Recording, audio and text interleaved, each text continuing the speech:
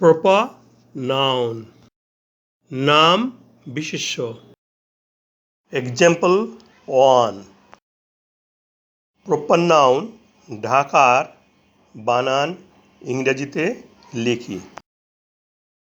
ঢ এর পরিবর্তে ডিএইচ হয়। আকারের পরিবর্তে এ হয়।